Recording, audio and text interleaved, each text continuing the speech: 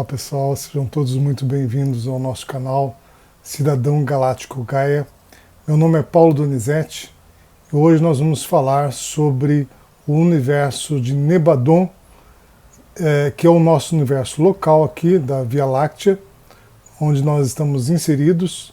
Vamos conhecer um pouquinho sobre as primeiras raças desse universo.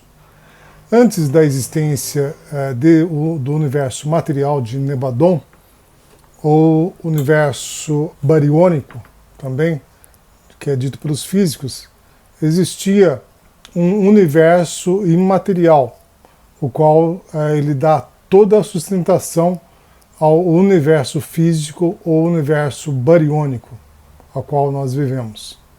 E dentro dele existem estrelas massivas, estrelas de nêutron, quasares e também pulsares, que são nada mais do que portais estelares, portais que permitem o tráfico de pessoas, de seres, naves, inclusive até de galáxias, através dos portais naturais. Bom, da mesma forma como existem os portais naturais, existem também os portais artificiais. Um exemplo de um portal material que provavelmente vocês devem conhecer, porque é muito falado para quem está dentro deste meio galáctico ou espiritual, já devem ter ouvido falar no portal 1111. O portal 1111 é um portal artificial que foi construído pelos arcturianos, tá? É também conhecido como Arctrans. Através desse portal, é um portal de espaço-tempo, em que é possível você viajar no tempo e também ir para outras localidades nesse mesmo tempo, né? Então esse portal, só para vocês terem uma ideia da dimensão dele, ele tem 80 km de comprimento, por 80 km de largura e por 60 ou 70 km de profundidade. Imaginem o tamanho disso. É de uma grandeza assim que é incrível, não dá para a gente imaginar um negócio desse daí. Existe um comando que digamos assim, ele fiscaliza, ele está sempre constantemente vendo as mudanças que qualquer pessoa possa fazer dentro do tempo, na viagem do tempo, né? Então é o comando temporal que pertence à supraconfederação. As linhas temporais são linhas de possibilidades do que pode vir a acontecer no futuro. As pessoas que são videntes são pessoas que acessam essas linhas temporais e preveem o futuro de uma pessoa, ou de uma coisa, ou de um fato, de uma situação, de um país. E como essas linhas podem mudar? De acordo com as escolhas que nós fazemos, né, de acordo com as nossas atitudes, de acordo com as nossas ações físicas ou mentais, essas linhas podem mudar. E hoje, uma pessoa evidente vê uma linha, mas amanhã pode acontecer alguma coisa na vida daquela pessoa e aquela linha pode desaparecer. Surgiu uma nova linha de tempo diferente, em que alterou-se completamente o destino da pessoa. Agora vamos conhecer melhor esses portais naturais. O pulsar é o núcleo remanescente de uma estrela após o estágio de uma supernova. E o quasar, que é um termo que veio da expressão pseudo-estrela ou estrela falsa, mas ele emite uma energia que é incrível. Ele emite uma energia 200 vezes maior do que uma galáxia inteira, só para vocês terem uma ideia, né? Agora vamos ver sobre as estrelas massivas.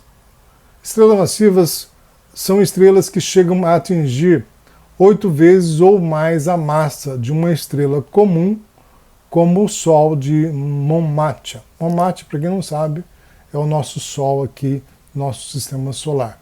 Chama-se Monmatia. Quanto maior for a sua massa, maior será o seu poder de atração gravitacional.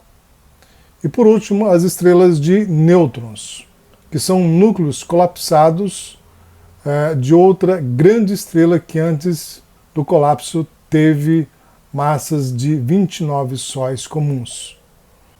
Elas estão entre as menores estrelas conhecidas. Esses portais são os pulsares, quasares, estrelas massivas e estrelas de nêutron. Eles são transportadores de seres, naves, planetas, galáxias, etc. E agora vamos falar sobre as primeiras raças existentes no universo de Nebadon, que é o nosso aqui o universo que nós vivemos, onde está localizada a nossa Via Láctea. Mas lembrando que esse assunto é muito mais profundo, pessoal, porque é realmente muito amplo. Pois é um processo que teve início com o filho paradisíaco Iansaki, que formatou o genoma de 3.600 matrizes de DNA e RNA, no nível imaterial. E isso ocorreu provavelmente antes da criação e formatação da ilha de Ravona Shantar, que é uma ilha paradisíaca que antecede a criação dos 7 superuniversos, do qual nós fazemos parte do superuniverso de Orvoton. A data provável que ocorreu a formatação dessas primeiras matrizes foi cerca de 200 bilhões de anos atrás. Entendam que o que vamos falar hoje é apenas uma parte da história da criação das primeiras raças do universo de Nebadon, e não a sua totalidade. As primeiras raças que foram formatadas, elas tinham a característica de rusticidade. Elas teriam que serem muito resistentes às condições inóspitas existentes no início da criação da vida. E um dos primeiros seres criados foram os insectoides, que são seres com um baixíssimo gradiente emocional. São frios, diretos e objetivos. Então, naturalmente, que as primeiras raças que surgiram, elas tinham que ser criadas realmente com uma grande resistência. Nós temos que entender que a resistência foi fundamental para a adaptação dessas raças, dessas espécies, pois naquela época nós tínhamos uma atmosfera mais densa e também mais pesada na Terra, bem como nos outros orbes e mundos que tinham uma atmosfera muito primitiva. Nós vemos que as primeiras raças possuíam um corpo físico cheio de escamas, carapaças, capa dura, proteção, que são coisas que nós humanos não temos hoje, porque nós não temos necessidade dessas coisas, uma vez que a nossa atmosfera não exige esse tipo de carapaça, né? Ainda bem. Um ponto importante que temos que entender é que essas raças muitas vezes costumam ser classificadas como seres da não-luz. Mas isso não é verdade, pessoal. Isso é apenas uma ideia parcial que as pessoas têm. Hoje temos muitos seres reptilianos e insectoides que são membros das 108 federações galácticas e que atuam junto aos seres da luz, ajudando no processo ascensional de diversas raças e trabalhando para o bem de todas as espécies. Agora vamos falar dos aviários, que são seres com um gradiente de emoção um pouco mais elevado que os insectoides, inicialmente. Eles foram uma das raças que criaram os reptilianos há cerca de 7 bilhões de anos atrás, no centro da Via Láctea. Dentre as raças aviárias, existem cerca de 12 etnias diferentes. Dentre as primeiras raças, nós temos os reptilianos, que têm muito vínculo negativo com a raça humana no passado, principalmente na Guerra de Orion, né? Suas características são a sua grande resistência e facilidade de adaptação no mundo inóspito. Na estrela de Rigel, que é formada por reptilianos, foi implantado o projeto Metron, que é o projeto que foi criado pelo arcanjo Metraton, que visava elevar a consciência crística desses seres. apenas em Algol, que foi um dos poucos lugares de Higel que não foi atingido pelo projeto Metron, onde há enormes campos de concentração com experiências genéticas reptilianas negativas. Em seguida, temos os dragões alados, que são aqueles dragões que a gente vê nos filmes. E muita gente acredita que tudo isso é apenas um conto de fadas, né? Tem gente que não acredita que os dragões existam realmente. Mas eles são reais, estão aqui na Terra, mas como eles sofreram muitas perseguições durante as gerações passadas, eles pediram para mudarem de dimensão. Hoje eles existem, mas em outras dimensões. Provavelmente deve ser na quinta dimensão.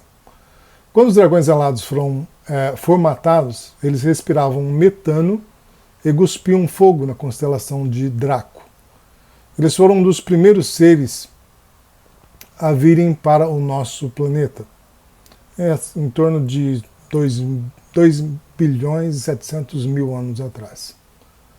Boa parte dos dragões são escravos dos Chopats, formando a ODN.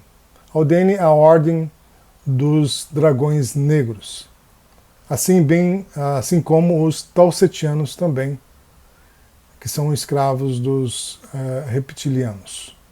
Esses dragões negativados são especialistas em vampirização de ectoplasma e extração de adenocrome. Adenocrome é um processo químico de oxidação da adrenalina de crianças e relacionado à pedofilia e ao consumo de carne humana. Porém, vale lembrar que muitos dragões que trabalham para a luz em nosso planeta, bem como em todo o universo. Então, os dragões não são seres totalmente negativos, como alguns possam pensar. Existe um tipo de dragão que ele é anfíbio. Esse dragão é chamado de Hidra. Nós temos também, em seguida, os felídeos, que foram gerados pelo filho paradisíaco Starher, no universo local de Shinkara. Shinkara é um universo local maior que o nosso universo de Nebadon, para controlar a criação do filho do paradisíaco Anhotak e os seus discípulos, que no caso são Saraten e os Chopats. Os felídeos são muito anteriores à formação da raça humana e foram os grandes defensores e sustentadores da raça humana em diversos orbes, em diversas fases. Nós temos também os Dracos, que são uma mistura de reptilianos com humanoides. E por terem uma codificação mamífera, podem procriar com os seres humanos. No sistema solar de Seft foi criado o primeiro projeto de geração de Dracos, através de um roubo de genoma humano, e geraram diversas subespécies de Dracos. Os Dracos geralmente costumam ser uns Dracos brancos, que têm asas, né? Que é mais conhecidos assim, nossos. No projeto Metron foram utilizados positivamente, porém estão muitas vezes relacionados aos que influenciaram de forma negativa a sexualidade humana no nosso planeta, aprisionando seres na matriz de controle. Em seguida nós temos então os Zetas, também conhecido erroneamente como raça luciferiana, e derivam da raça Apsiana, são similares aos Greys. Os Apsianos também derivam de 78 raças originais por manipulação genética ou codificação mista. E por fim, nós temos os Greys. Os Greys são aqueles baixinhos, né? Os Greys geralmente são um símbolo dos ETs na Terra, né? Quando se fala em ETs, aquelas imagens que são mostradas geralmente são as imagens dos Greys, que são um subproduto genético que já estiveram próximos da extinção, pois eles não se reproduzem sexualmente, porque eles não têm sexos, né? Por não haver sexo e por serem clones. Então, eles se reproduzem através do sistema de clonagem, e na maioria dos casos são escravos dos reptilianos e outras raças imperialistas, sobretudo da constelação de Rigel e Draco. Nos casos de abduções que existem no nosso planeta, os Greys são responsáveis em cerca de 80% dos casos. O restante são feitos normalmente pelos Zetas e pelos aviários. Espero que vocês tenham gostado deste vídeo e se gostaram, por favor, deixem o seu like, compartilhem com seus contatos e também se inscrevam no canal. Se tiveram alguma dúvida, por favor, deixe abaixo nos comentários. Um grande abraço e até o próximo vídeo. Gratidão.